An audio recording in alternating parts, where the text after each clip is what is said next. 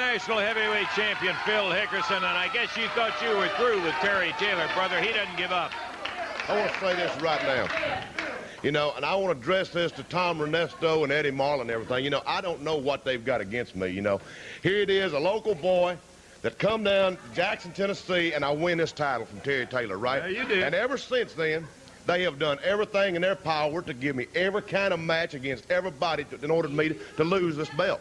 I don't know what it is. Here it is, Terry Taylor. I beat him right there in Jackson.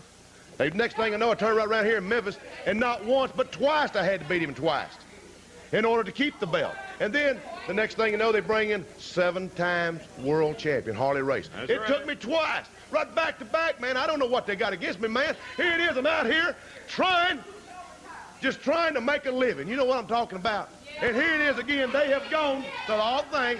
They have gone again and brought Terry Taylor back. Why? To do one thing is to try to make me lose this belt. I don't want to wrestle Terry Taylor. I'm looking for better things, and Terry Taylor's a pass to me. But no, man, here it is. Terry Taylor again, one more time. That's the only thing I'm hearing, one more time. This is going to be the 3rd time. But Terry Taylor, let me address something to you, brother. This right here belongs to me. It's not yours, it's mine. And when you come to the matches, and I'll guarantee you, I'm going to beat you so bad, I'm going to mess that little pretty face up yours that your own mama don't recognize. His own mama will disown him when I get through with him. Looks like your face got messed up a little bit in Don't worry about my face, man. I'm telling you what I'm going to do to Terry Taylor. His mother will disown him if he even knows who his mother is. Oh, that was really smart. Okay, Phil Hickerson, the international heavyweight champion, and Terry Taylor, I can guarantee you, will be wanting to walk out of there with that belt around his waist. We've got action. Back to the ring in a moment. From title belts to Hall of Fame, Doug and Tommy carved the name. Fists of fury and hearts of gold. Every story, every fight retold. Tales of glory, laughter, cry. Tennessee warriors with hearts open wide.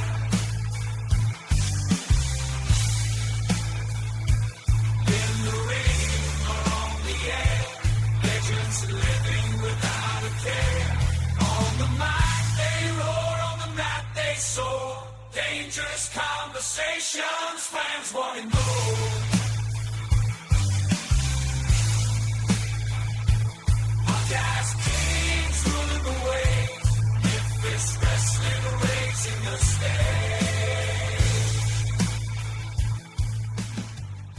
Hey everybody, welcome to Dangerous Conversations with Dangerous Doug Gilbert and Tommy Wildfire Rich, episode number 70. We have done this 70 times, you guys, and still rolling on. Who would have thought it? I said, there's been some bets lost on that, I bet. I bet there were some people that made some wagers when this started, like on what week this was going to end. So let's keep proving them wrong. That's right. Tommy, what you been up to? Man, I went yesterday. I was pretty productive. I took care of a little business yesterday, and then went with Terry Lynn, did the old wishy-washy, washed some clothes, and then came back and really got hard at work. I laid out in the sun for about 2 or 3 hours and had me a couple of brews. And then I think I talked to you after that. Well, sounds like a productive day, like you said. Man, Gene, we've got stuff coming up right and left, I think. And I think Tommy's got a couple things that I don't have down, which, let's see here. June the 6th, I will be in Shawneetown, Illinois. July the 18th, I will be in Ashland City, Tennessee. August the 7th, Tommy and myself will be in Ripley, Tennessee, the Memphis Mafia in Ripley. August 8th, we will be in Paragould, Arkansas, Tommy and myself.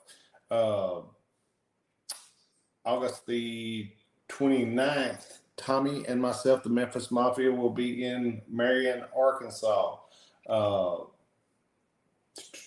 Let's see here. September 30th, myself and the King Jerry Lawler will be in Lawrenceburg, Tennessee at a signing and a fair over there. That'd be really cool. Good deal. And then Halloween the 31st, I will be in Pulaski, Tennessee at the Kayfabe Cave. And I know, Tommy, what have I not put in there that you've got?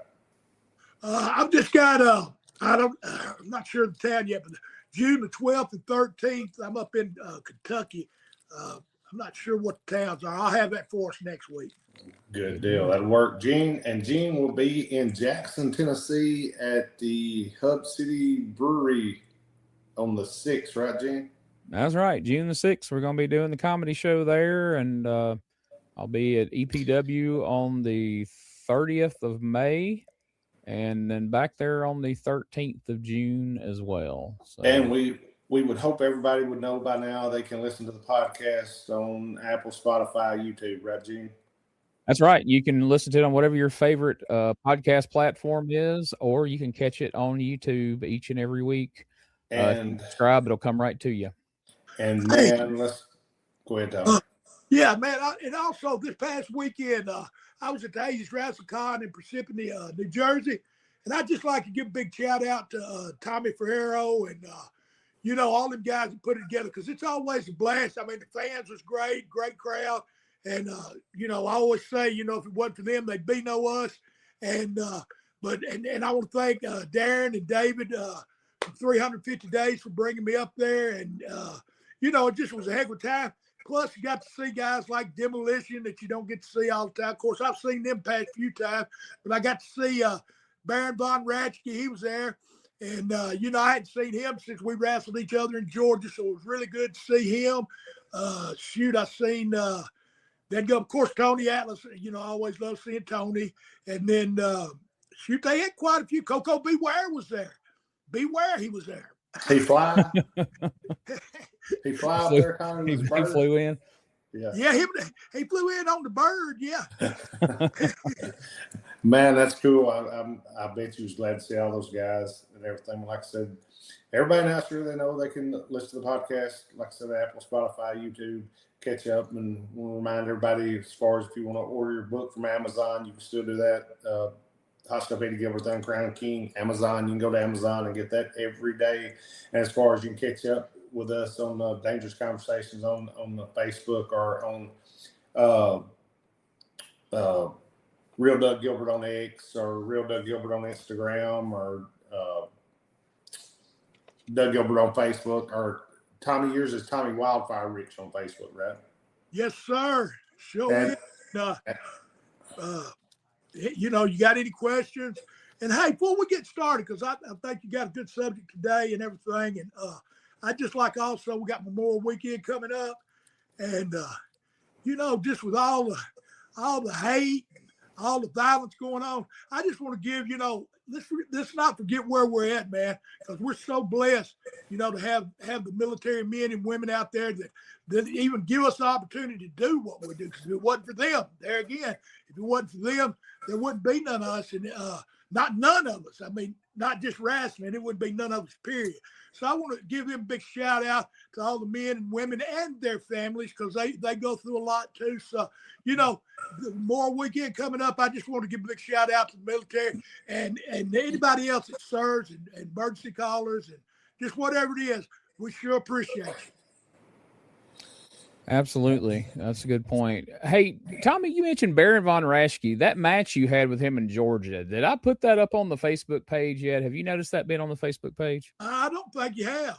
I will post that this week. I came across that recently. I have it on my hard drive. Now, the match that I posted from 1984 in Georgia, where you were wrestling Bob Roop and Eddie and Jimmy Hart hit the ring and they jumped you in there, that video has hit 10,000 views in just over a week.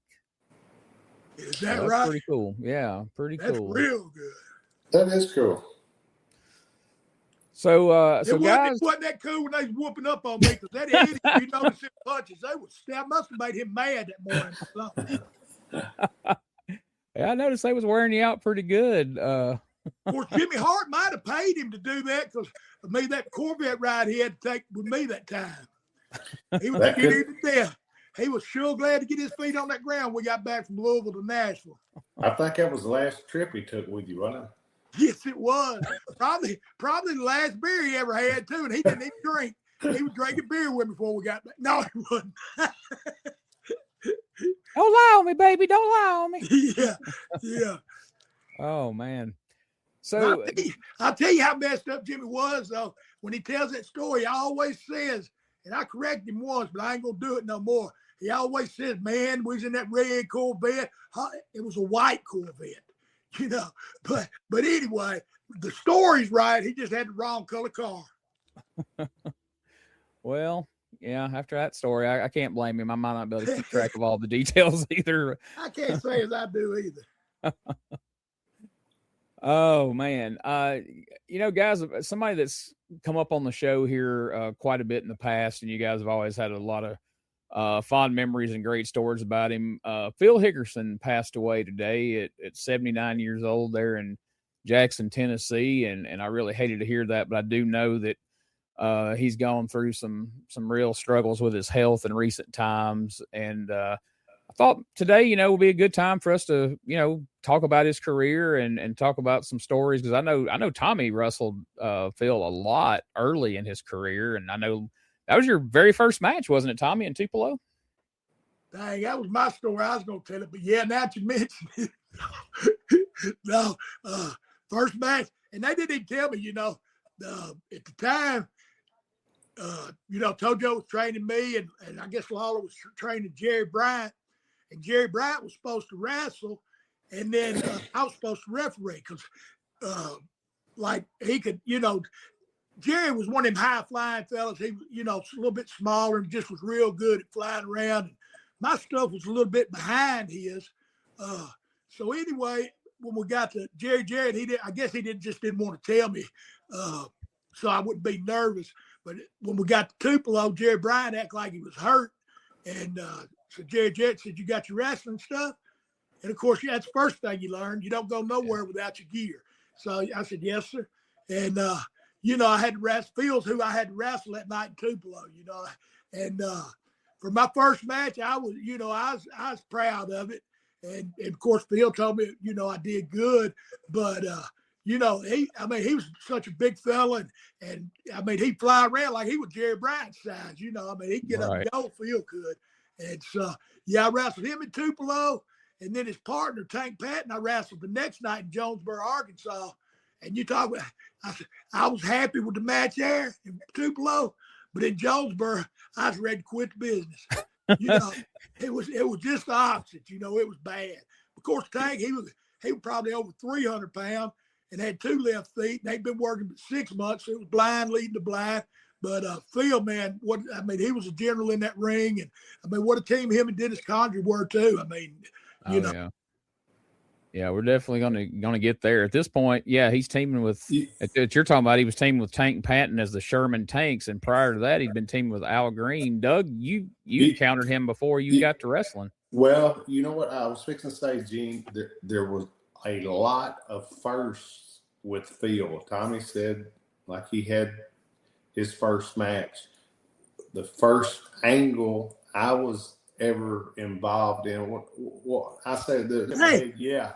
But, you know, I mean, speaking of Phil and Frank, I mean, the French Angel, I mean, Dennis Condrey, I mean, Phil teamed up with some good fellas, Big Al Green, you know, and as far as training, I mean, teaching us what after we got in the ring, Phil, I mean, me and Eddie worked with him, Dougie and me worked with Frank and Phil, you know, I mean, so he taught a bunch of us how to do what we do.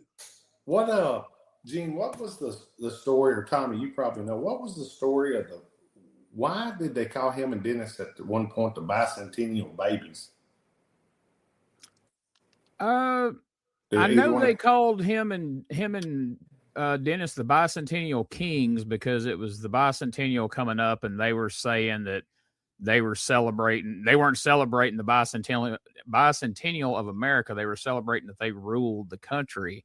But I think Big Bad John was the bicentennial baby, yeah, right? That was Big Bad John. What I was talking about, though, was a promo somebody did, but I'm sure what you're saying is right, Gene, about the Bicentennial Kings, but on the promo, one of the baby faces called them the Bicentennial Babies. Oh, okay. And I'm trying to remember who it was, but I didn't know what, and I thought, Bicentennial Babies, what is that about?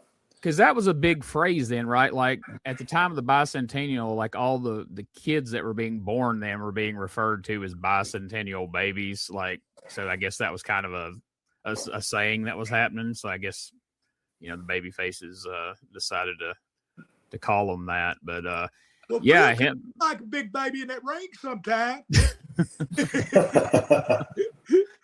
But I mean, man, there was so much, Gene, and we can go to all the different characters, but look at all the, like Tommy said, the people that Phil worked with, and Phil was so good. And if you watch all that, Phil made everybody look good, and Phil's stuff was so good. I mean, it looked so good, and I mean everything. It looked like a freaking, like what you would see in the street. Some of it, I mean, and anybody couldn't say Phil's stuff didn't look good, because everything Phil did to me looked good. And I mean, he worked with the best guys, and he worked with the guys, like Tommy said, when he was starting, and when a lot of us was starting. And man, Phil was just good. And believe when I seen Phil chase people, I mean, I seen him chase fans and them run from, I mean, around parking lots. I seen him do stuff, Gene, that normal people would not believe happened, right, Tommy? I mean, oh, yeah. I mean, and he was natural. Now, if I had a little buzz, I might be chasing somebody around the park. But yeah, Phil, yeah, and plus I'm gonna tell you what, you talk about a tough fella, bar fights, you want Phil on your side too. Hey, Phil was just tough, but he was a heck of a worker too. Don't know that he got the credit he deserved. He hit a guy one night, Gene, and basically just knocked the guy out. The guy hit the floor, and this was the funny thing. And he was wrestling all the time, and he worked at the club too. And I think some guys egged him on, but he got up on a bar stool, and he would always like drop a leg off the top rope. Yeah. And after he'd hit the guy and knocked him out, he dropped a leg on him, climbed up on the stool, and that was one of the funniest things that I thought. Now in a bar, nobody would think of here. Was Phil done knocked him out with one punch, then climbs up on something and drops a leg on. I laughed. I thought that was some of the funniest. Oh my gosh! I bet he was thinking the next morning, "What did I do?" He did. That had to hurt that butt. It did, and that's what he told me. I laughed. That was some of the funniest. I thought of all things, nobody that didn't see that would believe it and everything. But that was it was funny. It was funny, man. But there's so many other stories. Tommy could tell you a million more stories. But Phil was just like, to myself and Tommy, I think to everybody that was all right, Phil was really cool too. But now I did see this one. I seen him chase a guy, one of the wrestlers out of the Mid-South Coliseum, chased him to his car, and he got in the car and locked the doors and started up quick as he could and left. So, we talked about this when we were talking about the top tag teams, the list we went down, that, it's a shame that there's not more footage of Phil Hickerson and Dennis Condrey as a tag team, because everybody thinks Dennis Condrey and Bobby Eaton, and they were great, don't get me wrong. But, kind of like, what Tommy said, I don't think they really get the credit they deserve for being such a good team, because there's just not a lot of film for people to watch, and I know in like 75 and 76, I was going through results when I was writing an article on Phil back in March. And Tommy, you and Tojo during that period wrestled those guys a lot. Like, What do you remember about those matches? Just that, and that was shit. I still grade back then. That was, some of the first angles. Like I said, Nick, I went with the first angle I did was me and Tojo with the Von Steigers up in Chattanooga, because he didn't want me to be involved in nothing till I got ready. And then I, come back, and Phil was some of the first matches, as far as angles too, that I ever worked. Yeah. Yeah, that I know y'all swapped the tag team titles back and forth quite a bit. And then as you get into 76, going into 77, those guys were the top tag team. One result in 76 I thought was interesting. October 31st, 76, the Bicentennial Kings, Condrey and Hickerson, and David Schultz defeated Tojo Yamamoto, Tommy Rich, and Rocky Johnson. That's a fun team there, isn't it, Doug? Oh yeah, that does sound fun. And but like I said, Tommy got to work with Phil a bunch. And one of the things, I don't know if you've got this like in notes. A lot of people don't. But they wound up, I think it was later on in 70 there sometime, Dennis and Phil and my dad went to Canada to, I think it was the Maritimes maybe is what that was. But I think they went up there for like, I don't know, 6-7 months or something like that. And I think they made good money, but I don't think none of them really liked it too much. I think it's really cold up there and everything. Yeah. They went, it was like so many months that they run, and then they was off so many months or something. But I remember that, and I thought that was a cool They deal. ran during the cold season too, didn't they? I mean, that when it ran when it was cold, right? They took the summer off. I think that's what it was and everything. But So they's freezing them tails off. Oh yeah, but I mean, I'm sure they had a big time and everything. But there's so many. Phil worked, everybody thinks he just worked here. Phil worked a lot of places. I mean, Phil went to Japan, but there was quite a few different. He had a few different personas here, didn't he, Tommy? Yeah, I mean, like you said, the bicentennial thing, and But the thing about him, kind of like me and Georgia, I mean, Phil didn't work a lot of singles, but if he needed to, he would. But it's kind of like me, like if they had something that like say, just say Frank Morrell or whoever who come in and didn't have a partner or something, Phil was always the go-to man because he could just, I don't know, anybody he was with, I think he just adapt to kind of there's what worked for him anyway. But he could change it up. Phil was real. I mean, he was talented. And Phil, to be a big guy, could move. I mean, he could really move and do things that you didn't think he could. And I mean, and Phil was really entertaining. I mean, some of the stuff I watched the last few days, a couple from different time frames, promos that he did, and man, his stuff was good and entertaining. And you wouldn't have thought of some of the sayings and different things that he had, but he had great stuff on the mic.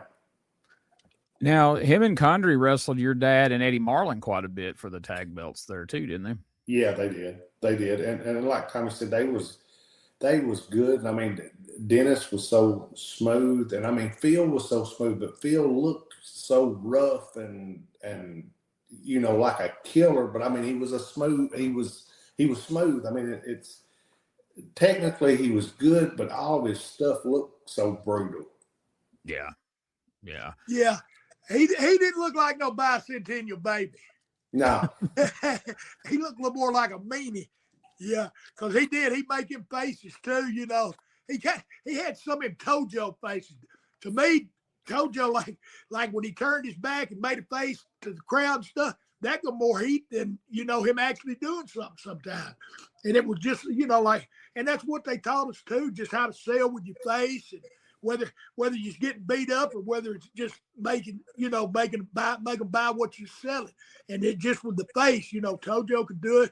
And Phil, I think some of that rubbed off because Tojo and Phil teamed up some too, didn't they? They did. Well, that first couple of years there, he teamed with Tojo quite a bit. Well, that's because Tojo brought him in from Japan. That's right. They had that. Yeah, they had that connection that would play up later. I don't know that he'd ever come back from Japan because when he came back, he had to case that PYQ and was wrestling his PYQ. Yeah, we're definitely going to talk about that. So by the time that he and Condrey split, they've held the Southern Tag Team titles 9 times. They've been a 5-time U.S. Tag Team champions. They've been 2-time Mid-America champions. Doug, they held the 6-man tag team titles as Phil, Dennis Condrey, and Al Green. Guess who they beat for those titles? Tommy Rich, George Goulas, and Jackie Fargo. They sure did on October 31st, 1975. I told them if they didn't beat me, I was quitting. I had all that I could take. And George told him if they beat him, that his daddy was going to fire him. He said, Don. But anyway, that's that time period. Now, Gene, somewhere right in there, and I'm sure you got it wrote down there, but I saw a picture yesterday, and now you tell me this, and man, I laughed, or I smiled and kind of laughed too when I saw it. But it's a picture, and it's got to be right around that, maybe a year after that or something. It's where Lawler's a heel, Phil's a heel, and they both got capes on, and they both got crowns on. I'd never saw that before. Oh, no, I hadn't seen that. Seemed like I Wow, I'd be interested. had it a little bit, but I don't remember the Phil coming out no crown. And they called Phil the king. I mean, they called them the Kings and called Jerry Lawler and Phil Hickerson. And on the promo, Phil said he was the King of Jackson. Oh, now see, I did see mention of that. But I didn't know he literally had a crown, but yes, they did call him King of Jackson. And you're going to pop, but his crown was like an oversized crown. It sat on his head, but it was about bigger than his head, but it went out. And I popped. I thought, I think that might have been a little bit of a reel, but it was funny. But Lawler had a crown on, and Phil had a crown, but Phil's crown was bigger than Lawler's. But I thought that was something, you know, when you've seen so much stuff, which I love to watch stuff, Phil, matches and promos and stuff. And I don't know, Gene, did you ever see the promo? And I'm sure you didn't, Tommy. I don't think you was there. I think you would have been in. I just don't think he was in the territory at that time. But a promo he done with Scott Steiner. Did you ever see that? You talking about funny, Gene? I laughed at that. Phil come out and Tommy, Phil was drinking. He had a coffee cup and Phil was sipping it. And Lance did his nose bite and turned his head. And Phil said, "Lance, you want some?" He said, "No, I can smell it from here, Phil," like it was liquor. And Lance shook his head. Phil said, "Lance, I love you." And he said, "Oh, Phil, you don't love me." But it was a funny promo. Have you saw that, Gene? Yes, I have. Yeah, that he's had some really good promos over the years. I mean that, and then of course, you know, he was always famous for when Sting and Warrior came to town, and he made the line about the putting steroids in their butts or whatever he said on TV that morning that I think didn't sit well with Jim the Warrior or whatever he was called, The Rock or whatever he was called at the time. But, you know, they went, so in 77, when they had the split, you know, they went with Jarrett to Memphis, and they feuded with Tommy and Bill Dundee quite a bit that year. And then they went to Southeastern and worked for Ron Fuller and wrestled Ken Lucas and Kevin Sullivan, and Jimmy Golden and Ricky Gibson was partners down there. And eventually they lost to Loser Leave Town, came back to Memphis in late around 79.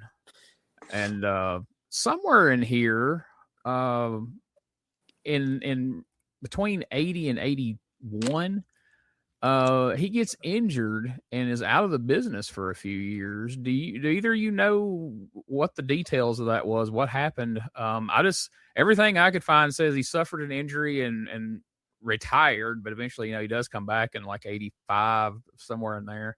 But do you know what the injury was and what happened? Well, I know at one point he got out of the business. I didn't know of an injury, but I mean, if it says that, I'm sure you can dig something up.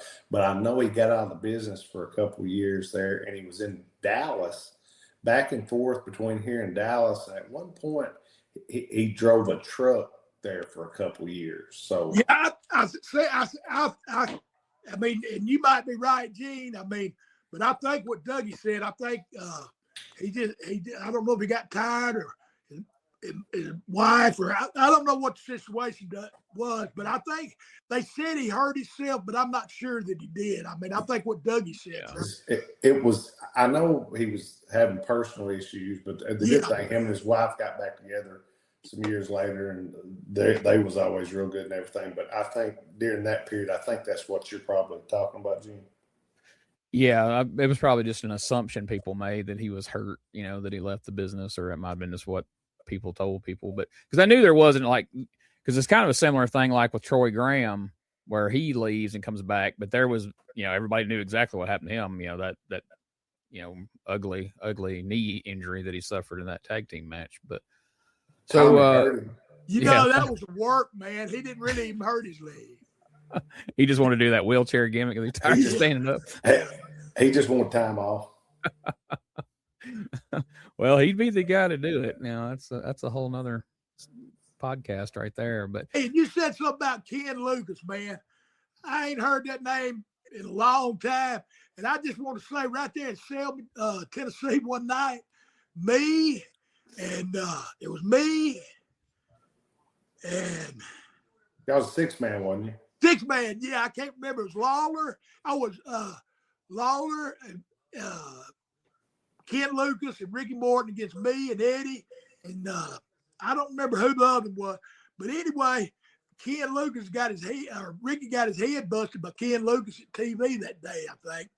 Anyway, we come to that show, or Ken got his head busted, I'm sorry, and Ken had started bleeding. Well, Ricky Morton went to give him that hot tag. He could come in that ring like he was going to clean house, grab Ricky in the headlock because the blood was, he popped him about that rapid punch. He hit Ricky about 10 times, and Ricky took a big bump and said, "Damn, dog, you money." We all died. Oh, Lawler was going crazy.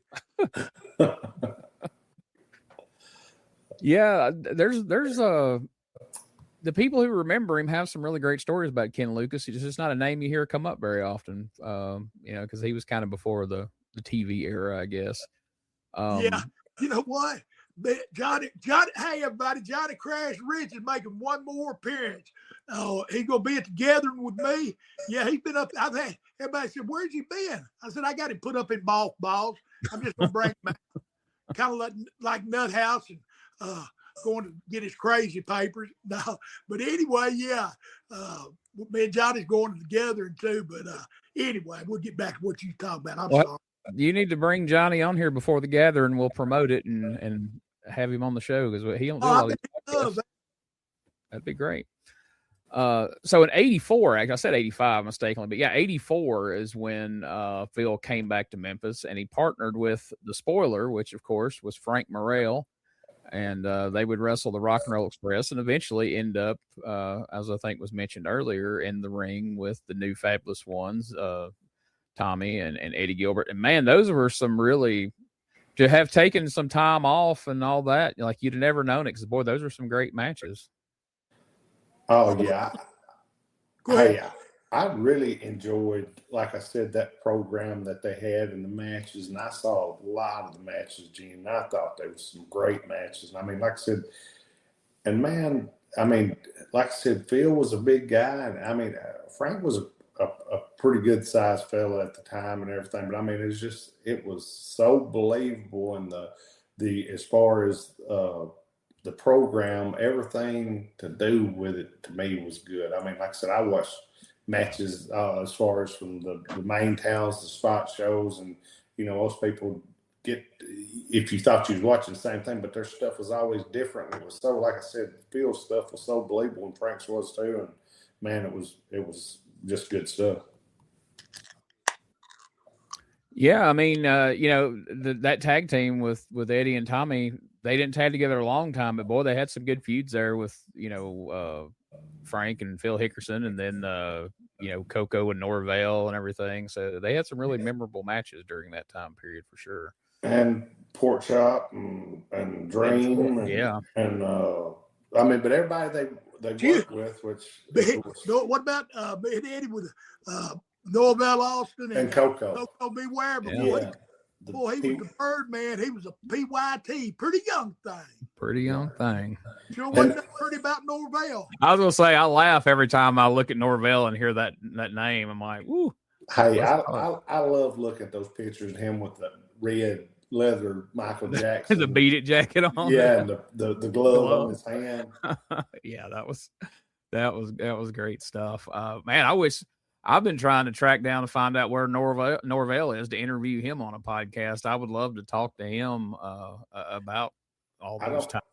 I don't think he does much of that, Gene. He's around Pensacola if something hadn't changed, is what somebody told me. But I don't think, like, somebody went and got him to sign some stuff, and he signed some stuff, but I don't think they could get him to do an interview. Am I wrong about this? Didn't he open a barbecue place or something?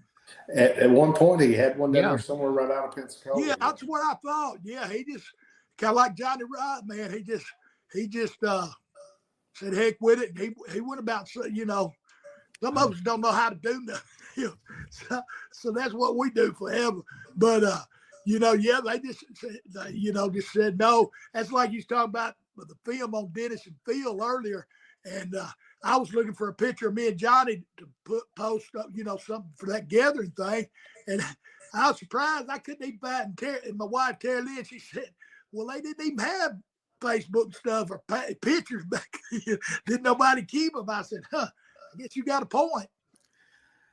Yeah, as much as y'all tagged up, and I know y'all had to been selling some pictures at those Continental shows. Everybody did, but there's one picture of you, Johnny, and Davey that always turns up whenever there's talk of you in a story or something. There's a picture of the three of y'all together, and there's a couple of like shots of you and Johnny walk into the ring and stuff. But as far as like posed pictures, like it is hard to find a picture of you and Johnny anywhere. That's wild to me. I know y'all had to sell some. Shoot Continental, son. Yeah. Don't tell my wife, don't tell Terry Lynn, but I'd send my check home every week because we're rolling on that picture money. You'd feel bad for me. Johnny said he still had a bunch of copies, Gene, but they was on wood. They were chiseled into a stone, they said. Right. Yeah. Well, y'all. Gene will be using that for his jokes now. Yeah, good thing you're not coming June the 6th, Tommy, because I'll be using that one for sure. Well, y'all got to get together and get some pictures made before this gathering, so y'all have some pictures to sell folks up there. Yeah, you got something clear, me and him. I wish you'd send it to me. Hey, you let Tommy get off here, and within an hour he'll have some made up from. That's true. They'll look like big muscle men, and it'll be their faces on. Well, back then we was big muscle men. I just can't lift heavy no more. I got to do more reps. Just to tone up now. But I used to power lift a little bit. A little bit, yeah. Yeah, very little bit. Was it something about like this? Is that how those lifts went? Well, we're not video. That joke doesn't work. That was good. Yeah, but I did the 24-ounce curls. That's what I was getting at there. Yeah. Yeah, I was wondering what you're working that on. Tommy was smart enough to know this is an audio podcast. You got to say the joke. You can't make a motion where only two people can see it. Exactly. Tommy, I got a booking for you, June the 6th. I think Richard would probably want to use you there on the. You might could take my spot there. Yeah, okay. But yeah, but just tell him to bring me down for moral support. Yeah, you can heckle me from the crowd. So then, you mentioned it earlier, Doug. So Phil goes to Japan. 1988, he's in the Real World Tag League. Now, here's a tag team, guys. Check this out. Phil Hickerson and Jerry Crusher Blackwell competed in the 88 All Japan Real World Tag League. They wrestled Terry Gordy and Stan Hansen. Abdullah the Butcher was in it. Jimmy Snuka, Dan Spivey, Dick Slater. Tommy Rich was in it, as a matter of fact. Did you cross paths with him during that tour that you remember? In 88? Was we working for the same company?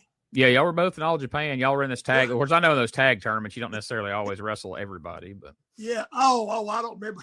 I thought you meant, did I see him while I was there? Yeah. No, I don't remember if we did or not. I'm sure I did. Yeah. Him and Blackwell. Then that's two guys like you look at them and you think, well, all right, they're gonna wear out quick. But both those guys had like crazy cardio for a couple of big dudes that could just go and go and go.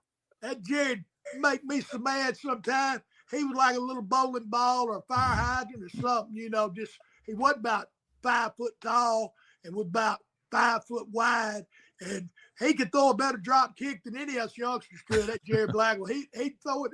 Oh, he hit you in the head with it. I mean, it was 400 pounds probably right at it.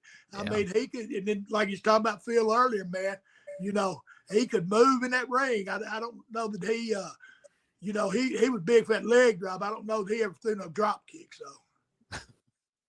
But just those two, just the style, like I was saying, as far as Phil's stuff being so believable, Black was too. And I mean, you just, them two guys standing there, I mean, they look like a bad damn pair. I mean, you wouldn't want to mess with them.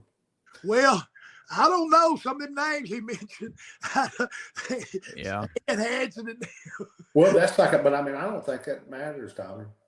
You know, I don't. I mean, you think Phil quit?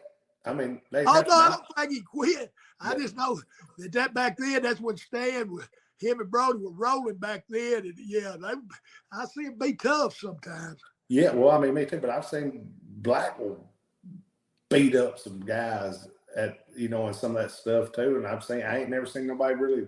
I never saw Phil back down from anybody. Oh no. No, I'm sure, like you was talking about in the recent episode, Doug. But you go over there and you got to give it as well as you take it. I'm sure both those guys let them Japanese guys know the first night in that they weren't going to be getting taken advantage of, for sure. Yeah, that's what. But like y'all was saying, kind of their look might not have made them think that they was tough, but even looking like they did, they was freaking tough. Yeah, that was my only point. Yeah, no, I could see them getting over. I mean, doing really well in Japan. I don't know how. Phil kind of stuck around Memphis after a certain point, so he probably wasn't big on going over there and staying for long periods of time. But he did like it apparently, because that was in '88. The following year, February 1989, you alluded to it earlier. That is when P.Y. Chuhai suddenly appears. Tojo Yamamoto introduces him, and he's in a faction along with the Shogun, which was Shinya Hashimoto when he was in America, and the Samurai. And boy, that was some entertaining stuff, was it not? Oh, it was good. It was really good. And I think everybody remembers that. I laugh, and like you say Phil's name, like I said, there was a few different, he had a few different personas, and like we've done said some of them and everything, but it was very entertaining. Like I said, and if you watch some of the promos Phil did, like I said, for his stuff, that everything be so believable and everything, man, he could cut some different type promos that you would love. And like, I mean, if us three was sitting together, we would laugh, we would like it, but some of them are so funny. And I mean, you just wouldn't think that Phil. Oh, and that's it. Like you said, I mean, he can be you think he just as mean as could be, but he'd go out there sometimes in the right time. He'd be comical too. I mean, yeah. Oh yeah. Yeah, I mean, he just very good at what he did, man. And see, I will never forget, Gene, things that I remember. Like I said, the angle him and Frank had with Tommy and Eddie, and the different times that he went places, like when when he'd come back for like some of the Legends thing and the Hall of Fame things and stuff, like when it was Nashville and Louisville, like he used to go to Memphis, like he might take some of his family or something with him to Memphis, which is just an hour, but to Nashville and Louisville, like he would come from his house in Henderson and meet me at the exit 108, and he would always ride with me. And man, you talking about having some fun and some funny stuff. And I had a Lincoln, I was going to say the town car, but I had a couple of town cars, but I had just a Lincoln Continental, wasn't a town car at this one time. And me and Phil was going to Louisville, and we got to Louisville, and the show was great, and we was coming back, and we was having a good time and everything. And all of a sudden, the front end on those Continentals, they had those air raise shop deals in the front. And me and Phil coming back, and we stopped and got 12-pack or something, and we was having a good time. And all of a sudden, next thing I know, the front end of that Lincoln was like almost about 3 inches from the ground, and it was like he was in a race car. And Phil looked at me and he said, "What's wrong?" And I thought, shit, I don't know what's wrong. So I pull over on the side of the road, and he said, "What are we going to do?" And I just laughed. I mean, what was we going to do? So I cut it off, and I started back up. When you start up, it raised back up. It had those air things. Yeah. And we go about 50 miles, and all of a sudden that front go back down again. And you talking about funny. I laughed because there wasn't nothing you could do about it, Yeah. I laughed.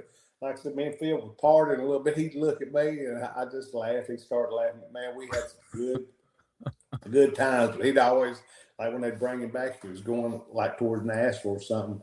I'd tell him to ride with me, and oh man, he was so much fun. Hey, you know what's the difference between him and Dougie riding together than Dougie, Brian Christopher, and Jamie Dundee? What's that? They never turned around and went home with no snowboards. I don't guess me and Phil ever run into a snowstorm like me and Brian. Oh man, yeah, I can just imagine the stories he had to tell, and I'll actually some of those promos you were talking about, I'll find some of those and plug them in at the end of this here, so folks who may not have got a chance to hear some of those can hear some of that because it's some good stuff. This is a match that I did not know ever happened, but when I was going through results, now listen to what year this is. June 27th, 1994. At the Mid-South Coliseum. It's a USWA show. It's a 4-on-2 handicap match. Jerry the King Lawler and Brian Christopher taking on Tommy Rich, Doug Gilbert, the Dream Machine, and Phil Hickerson.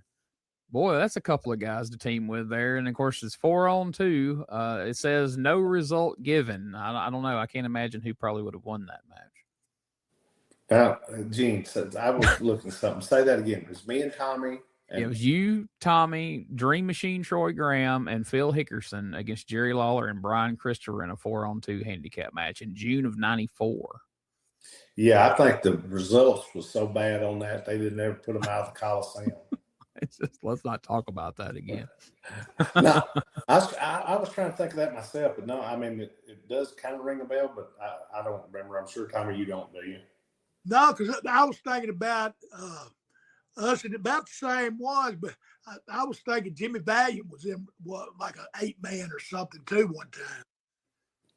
It probably came the week after or something. Yeah, something I don't know. I don't remember, but see, because I remember, but I do remember having the match, but I don't remember nothing about it. I'm almost appalled me and Tommy being in a handicap match. Yeah, I thought, well, boy, y'all didn't just need one extra person. Y'all needed 2 extra people to take on Lawler and Brian? I think actually we needed 3, Gene, but they wouldn't give us but 2. You think that was supposed to have been PG-13 teaming with Lawler and Brian, and they turned around and went home, and there was some bad weather that night or something? No, your Uncle Wolfie D probably had got a bad mood about something. No, actually, I think they was there. They just wanted to keep it off the card and then put it there, but they's probably good partners. That means y'all might have won then. Yeah. I'm going to tell you, at Lawler and Brian, I bet they thinking they was going to whoop our butts. The way you just left it hanging, they still did. If it took 4 of us just to not beat them. Yeah, I didn't realize Phil had matches that late, but then he actually had a couple in like the early 2000s there, a couple of matches on some independent shows here and there. So, oh yes, Phil was still in good. I mean, knock on wood, good health wise and everything. I mean, for years there. I mean, man, like I said, and when he traveled with me, man, you talking about he would tell some stories. And Phil was funny, wasn't he, Tommy? Oh, you remember Jerry Clyde, right? Yes, absolutely. He put Phil was kind of country anyway, but when he's with you, you'd see the real country, yeah. And him telling stories remind me of Jerry Clyde about that one Jerry Clyde did about that raccoon up in the tree or what. Yeah. Whoa, he was a big one. Well, so now speaking of that, and I mean, y'all were in the same general area there, Doug, so I'm sure you heard some of it. Now, so after wrestling, Phil had a whole second career as a radio DJ at a big country station there in Jackson, right? He was our boy Dan Reeves. Phil and Dan done it was the main station here in Jackson and all the surrounding area. They was the morning, I think it was morning and afternoon duo. They was like the top team on the radio, and everybody listened to them. And man, Phil was great at that too. Like I said, he was good. People didn't think about it or anything. If you listen to a couple of those promos, you put them on at the end of this, Gene, I said this, but man, he was great for radio. I mean, and he was good. He would go out. He wound up, I think before the radio stuff started, he was at a car dealership down here, and he done great at that. He was one of the, most over car salesman that there was. And I mean, he sell ice to Eskimo. I mean, he was good. I mean, he was good with people, and he was good at talking. And I mean, he was great on the air on that radio deal. Now, do you think he was a bigger deal on the radio in Jackson than Brandon Baxter in Jonesboro? Oh, yeah. I mean, what in your your areas for Yeah, sure, for sure. But I mean, I know you just messing with the center, but Brandon's great. I like Brandon. Me and Tommy. I can hear Phil right now telling me to slap you, Gene. That's exactly what he said. He said, slap him. Yeah, but no, Phil was really everybody. But see what was so cool? Everybody knew Phil from wrestling was so popular during those days. Everybody knew Phil. And then when he was on the radio, and Phil was like a happy go lucky guy, and everybody loved, and they'd seen him and knew like his size, and he was a big guy, but he's just a happy go lucky happy bear there on the radio. But everybody loved him, and I mean he was nice to everybody. And like I said, he'd been at the car dealerships here, and I mean everybody. He was the only one I popped when I went down there one day and saw this. He was the only. He had a golf cart, and it had like his name on it, and it was painted up, and he had he was a gimmick. He knew how to do everything. But I mean, I asked one, I said, what you got this golf cart for? He said, well, Doug, I don't walk all over this parking lot. Man, I can just imagine he gets to telling you them wrestling stories on the test drive, and then you get back and he's like, hey, come on in here, let's sign these papers, and you're sold by then. I'm gonna tell you, I mean, when he was a heel or a bad guy, whatever you want to call it, I mean, he was that. But away from it, and even like starting out, I know, but when Dougie's talking about, as we got a little older and stuff, Phil never met a stranger. I mean, he could talk to anybody. Hey, and I'm going to tell you one of the funniest things. Me and Eddie had a good buddy, and his name was John Gillum. And we got out one night. We got ready to or Frank and Phil was pulling in at the restaurant where Tommy and Eddie and myself was at. And John was out of the car, and Phil was hollering at Tommy and Eddie, and John was looking at them and looking at Phil, and all of a sudden Phil started towards John, and John started around the car, and Phil started around the car, and I think Phil was just going to see what he was doing. John started going a little faster, well, Phil started going a little faster. Next thing I know, they're running, and John's running from Phil. You talking about some of the funniest stuff, Gene. And I mean, John was, like I said, Phil was believable. I mean, you'd think Phil was going to kill you if you didn't know better. And Tommy, that was some of the funniest stuff. And of course, John, he was a believer in that wrestling too. John was, and Phil was, I mean, me and Eddie worked with him, and just, he just had that heat, and John probably was going to stand his ground, but step back a step or two before he stood it. Probably not really going to get him.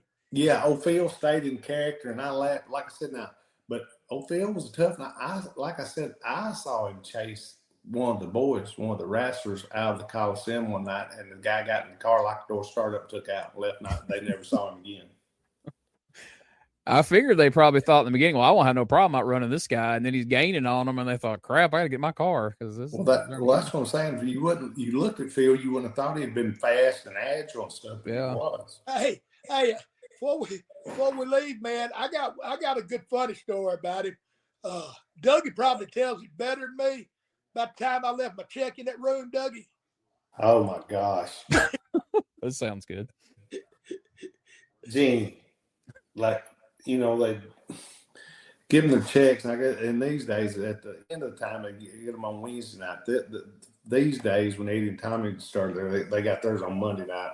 I guess that's when everybody did or whatever. But anyway, so Tommy's pilfering around the dressing room back and forth. He goes from his and Eddie's dressing room up front to the hillside to film them. And I remember wandering over there, and they were just laughing, talking, telling us some stories and stuff. And Tommy's got his check where they give it to him. It's in an envelope, but it's in his hand. Well, he sits down on a little counter in their dressing room, and he's talking and everything when they're going back and forth and just sitting there and sit over there probably 15, 20 minutes.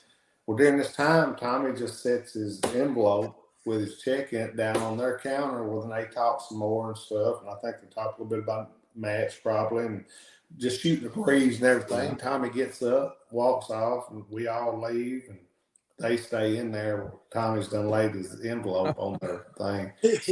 So at some point here, they see the envelope and it's got his name wrote on it. Well, that they can't bring it back and not look at it. So Phil or Frank won. I don't know which one of them, but somebody opened, which is undone. Frank probably coerced Phil into Probably so. So anyway, boy, here comes that Phil, and he's got Tommy's check, well, Tommy's envelope, and he lays it down, and he said, "I need to talk to." I think it would have been actually Jarrett then, and Phil, you could tell he was mad. Frank was mad. They worked, that's for the week before, and they worked against Eddie and Tommy every night, in the same match. And yeah, Eddie Tommy's on a good guarantee, which don't get me wrong, Phil and Frank was making money too, but Eddie and Tommy was on the guarantee and everything that was more than what they was making. Well, they didn't think that was right. So I remember the funniest thing Jarrett told them, that was the guarantee. They really made the same thing was what Jarrett told them, but their gimmick money, Eddie and Tommy's gimmick money, was what made theirs more. And I popped when they said that. And he told them they really made the same thing, but the guarantee was the gimmick money on top of their pay. And I popped. I thought, well, he that's some quick thinking, ain't it? Yeah, but that was funny. But it was funny. I remember bringing Tommy. I remember Jarrett and them looking at Tommy like, "Don't never let nobody have your damn check no more." Was that match a little rougher that night, Tommy, than what the last few had been? Nah, they didn't. I don't know. They might not say it till afterwards. But I think they was more mad at the office than they was me. Yeah, I was fixing to say it wasn't so much mad at Tommy and Eddie, but they hot at. They couldn't really say too much to Jarrett, but they hot at him. But that was funny. It was a funny. Just the whole deal was, like I said, that's the last thing I thought. But I thought instead, just somebody think, well, maybe they just picked the envelope up because it said Tommy's name and bring it back. They know that check's inside there, and we've been working with them all week. And I bet Phil thought when Jerry was talking to him, do I have dumb head on my dang forehead? Yeah. Well, and too though, I mean, Tommy, they just brought you back in and Eddie back in, so he had to know that. I don't think he'd have looked at it if he didn't think something. Yeah. I'll tell you what Jarrett did do. He started licking them envelopes after that. You can use that one, Gene. You take this and you put it up right now. Yeah. Oh, that's funny. Oh, so Phil Hickerson went into the Memphis Wrestling Hall of Fame in 1995. I think that was the first class that they did was 95, I believe. It was. So that's appropriate, and was honored that night. And it's kind of a strange irony. It's exactly 2 months to the day Dennis Condrey passed away on March 20th of this year. And, here Phil passes away on May 20th. So, man, just a few weeks of each other after they've been so closely tied to each other throughout their wrestling careers. It's just, kind of odd that it happened that way. But really good guy. And, man, like I said, when I heard that today, I thought, man, we need to talk about Mr. Hickerson and let you guys share some of these stories because I've heard some of them, off the air at different times. And I thought, man, it's for folks who know the name and maybe they only saw PY Chew High or they only saw a little bit, give them a little bit of perspective. What about Phil's? And I'm sure, I think you just said it earlier, but he was at what we would call Continental in Alabama and Florida. He was there some with Dennis too, right? Yeah, they went in when it was still Southeastern. And, who did they work against there? I mean, who did they have? They went against, like, the bulk of the time they were there. They were working with Ken Lucas and Kevin Sullivan, and then they worked against Jimmy Golden and Ricky Gibson were a tag team at that point, and that's who they ended up losing the loser leave the territory match to come back to Memphis was against Jimmy Golden and Ken Lucas, which they worked everybody while they were there, but that's who they had long programs with while they were there in Southeastern. Well, that's cool. Well, basically everywhere Phil went, then he had success, right? I mean, Yeah, everywhere I know of him going, which a lot of people think he was just here, and he wasn't just here. He was here a lot. But I think that goes back to guys kind of like all of us. I mean, Tommy, myself, my brother or something, if you grew up in this territory in Nashville or in Memphis or in Lexington or Jackson or wherever, and you went different places, but at some point you wanted to come back home and see everybody and do stuff. This was kind of your home playground and where we all kind of started, and it's kind of cool to come back. And I think Phil loved being around here, and that's why he was here a lot, but he went to a lot of different places also. Like I said, you didn't mention anything about him being in Dallas. He had a good little run in Dallas when Jerry was running down there, didn't he? Well, yeah, let's clarify that, because I mentioned P.Y. Chuhai, and I think a lot of people think that was played for comedy, and it was a little bit more in Memphis, but now in Dallas, that was the main angle down there. You know, Embry was booking it, and it was him and Hickerson as the main. So, like, the main angle when they switched over World Class over to the USWA when Jerry Jarrett took over, that was the big main event angle that had went on. You know, P.Y. Chuhai and Tojo was in that angle, and they were in the match where they pulled the banner down and all that. So he was a main event guy down there too in '89. So, yeah, I forgot to specify really where the P.Y. Chuhai character was used. Who was booking that? Eric Embry. Well, if that's really so, that's probably the smartest thing he ever done. Yeah, I don't know. He was the top baby face going against P.Y. Chuhai, which says a lot about how much heat Phil Hickerson was able to get to make him the baby face, right? But that's what it was. Not a Von Erich, not Tommy Rich. It was Eric Embry, the top baby face of World Class. So there you go. Working for World Class and had no class. Bless their heart. But my point was, I knew Phil. They told me he had a lot of heat down there. I wasn't even sure who he worked with, but I think he had as long as he went down there, he had a good little run and everything. But like I said, and him and Tojo together, they was good. I mean, you've heard all the stories Tommy's told about Tojo and all the different stories that you know and that I've heard and everything. But man, Phil was just to us, we at points we might think it was funny, but Phil was like a vicious. Now we knew he wasn't a Japanese guy or nothing, but the people in Dallas might not knew that. I don't know. Well, see, they weren't real familiar with Phil Hickerson in Dallas, and he completely shaved his head and he was painting his face, and Tojo did all the talking. So, they played it pretty serious down there, and I'm sure Tojo loved at that point in his life and career to have a guy that he'd been around for so many years, get to travel with him down there and hang out and everything. So I'm sure they both enjoyed that time. Well, and that's what I'm saying. You're talking about those couple of years that he was off, Gene. I think for those couple of years he kind of home based out of Dallas. I could be wrong, but I don't think I am. That makes sense. But yeah, just hey, Dallas was a pretty fun place, Gene. Why don't you go buy me and you and Tommy a condo down there? We'll hang out there about a week a month. Well, I know a guy that down there that has a place. I'll get Dougie to get us season tickets to the Cowboy games too. Yeah, if we all put in something, I'll get the season tickets. You and Reggie can get the condo for us, Gene. And Tommy, what are you going? Uber. You gonna get an Uber? You'll pay for the Uber, so we can have a good time and not have to worry about drinking and driving, because that's a no-go now. Okay, I got you. Well, I love that you thought I was referencing Reggie as the guy we know in Dallas that would have a place for us to stay. Yeah, that's who I thought you were talking about. I wasn't talking about Reggie, but yeah, he is down there. So we definitely talking about Rob? Yeah, talking about Rob. Rob. He's got a nice place. He's got a pool and pretty nice place down there. So I'll let you and Tommy stay with Rob, and I'll stay with Reggie. How about that? I'll let Tommy come over.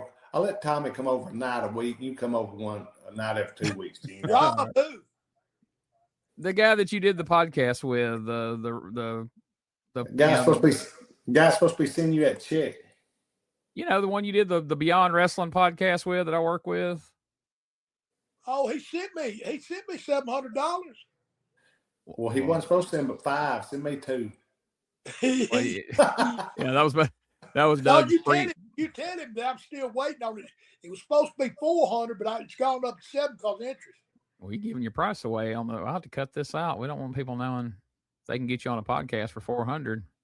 Well, that's just because he's a friend of yours, Gene. Ain't nobody else's friend of yours. Oh, okay. I just didn't hear you hollering you didn't have no job if I didn't do it. Exactly. My job was on the line.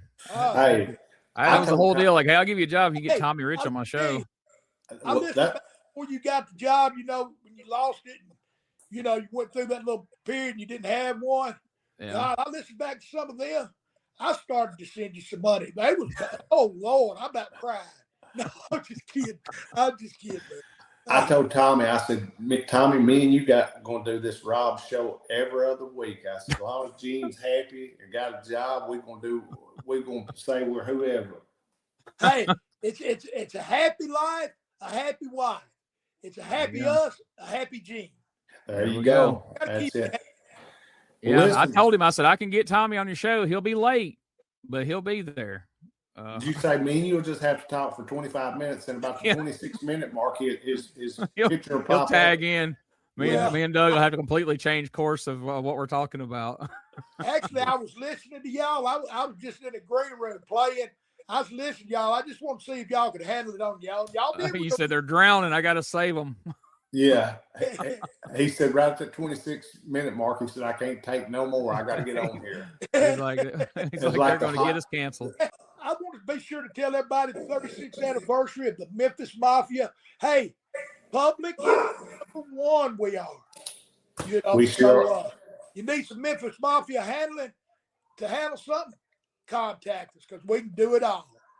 We sure can. Listen, Gene, hey, Tommy, thanks. And Tommy and myself got another 1,000 stories about Phil Hickerson, but we just want to tell everybody about how much we thought of Phil and everything. Man, Phil's such a great guy.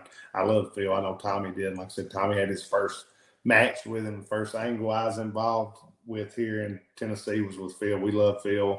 And, man, we wish his family the best and everything. And, man, Gene, we appreciate you for helping us out, Gene. Me and Tommy do and everything. And we hope everybody's enjoyed the show. And, man, everybody have a great holiday weekend coming up, like Tommy said earlier, and everything. And we appreciate everything that everybody does for us. And listen, peace, we're out. You're supposed to do your talking in the ring. Shut up, man. Just listen to this. I want to know, here it is, Phil Hickerson, international heavyweight champion. I'm not getting no respect, none whatsoever. You realize that? Nobody. I don't understand it, man. Here it is. I come out here, I beat Terry Taylor. How many times, Lance Russell? 3 times. Okay. Harley Race twice, but I still not get a respect. And here it is. I can't believe I just come out. I heard Jerry Lawler come out here and say, what? He couldn't get a partner or something. You know what I mean? Austin Idol is heard in the. Well, let me tell you something, man. If King's back there and he can hear anything, he's got the toughest wrestler right here. I don't know why he's back there calling Dundee or Jimmy Valiant or what. They probably find Valiant somewhere. He's all strung out, passed out in a gutter somewhere. And Dundee, man, it's a known fact he don't want it. He don't want no part of Lawler. He don't want to be no tag team. I don't understand why he don't pick me. I don't understand. Well, I could understand, Phil, why he doesn't pick you. But what I don't, why? Because who in the world knows what you're going to do in there? He's going to get his head knocked off. Lawler's been champion around here, man, 7, 8, 9 years. Everybody shows him respect. Everybody knows him worldwide. But here it is, me from Jackson, Tennessee. No, they don't want to give me no world recognition. I want it, brother. So like I said, man, all he's got to do is ask. You would want to. I'm fixing to get in here, man. Together, man. Could you imagine that? Together? That Lawler, you want to get in with Lawler? We could beat the Freebirds in a matter of no time. We could beat the Sheep Herders. We could beat the Road Warriors. And man, look at all the recognition we'd get. I love it. What you're saying with all of this international title, you're still not the That's big right. fan. Nobody wants to. You don't show me no respect. You don't like me. I know that. I can see it in your eyes. And all these people see. But now I'm gonna get up here. You see them two over there? I see them. If I don't beat. In 2 minutes, I'll shave my head right here. Come on, with it there. Myself. Okay, let's go to the ring. Phil Hickerson. CWA heavyweight champion and a very large member of the stud stable. We're talking about Phil Hickerson, of course, who is scheduled up in our next match in here that will be a non-title match. And here he is, the champion. Wait a minute. It's a sad, sad situation. What is this, Phil? Something real bad. You know, we done killed 2 midgets. Oh. You know what I mean? Yeah, I know exactly what 2 happened. midgets has been killed this week, and I think, you know, it's a solid moment. I think it's sad, I'll say that. You know, but let me tell you, I want to say this, and this is for the midgets and for them. Short people ain't no business. In the wrestling business, they got little bitty hands and little bitty feet. Their voices go tweet, tweet, tweet. Really funny, Phil. Really funny. So that's for the midgets. Now, let me tell you something. I heard all these stipulations about 2 referees are going to be searching me for a change. Right. Well, one thing, brother, these referees must be fair because I don't like men touching my body, you know, and feeling of me and all that stuff. I don't go for that. But let me tell you something. I've done a little research. Everybody knows, see, we changed Max Payne's name to Maxie Pad, so that's what he's going by now. But let me tell you something. That boy is a freak. He is a freak of nature, and I know the reason why. Because that's what happens when his daddy married his own sister, and that is the result of it, is Maxie Pad. Now, that's right. Maxie Pad is so stupid, if it was raining soup, he would be out there in the yard with a fork. Now, that's how stupid it is. But if you want it, I don't need chains, Max Payne. I don't need them to beat you, because I can beat you like a dog that you are right in the middle of the ring.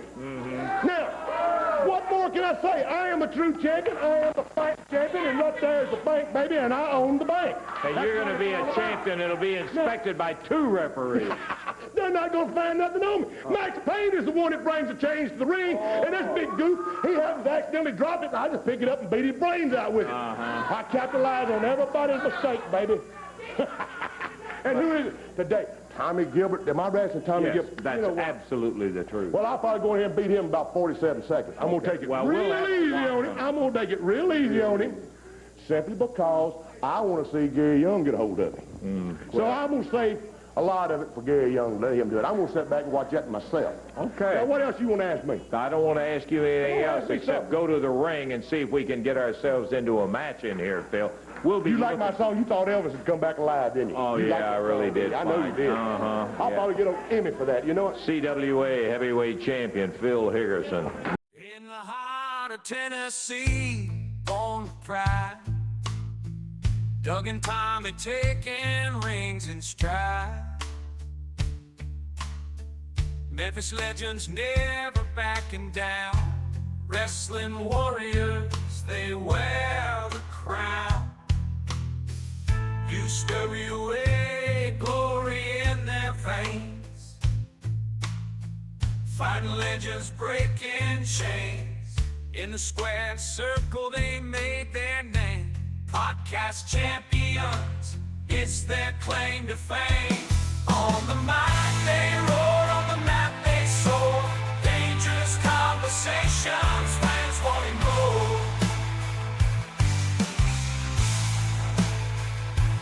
Podcast kings ruling the waves. Memphis wrestling raising the stakes. From title belts to Hall of Fame, Doug and Tommy carved the name. Fists of fury and hearts of gold. Every story, every fight retold. Tales of glory, laughter, cry. Tennessee warriors with hearts open wide.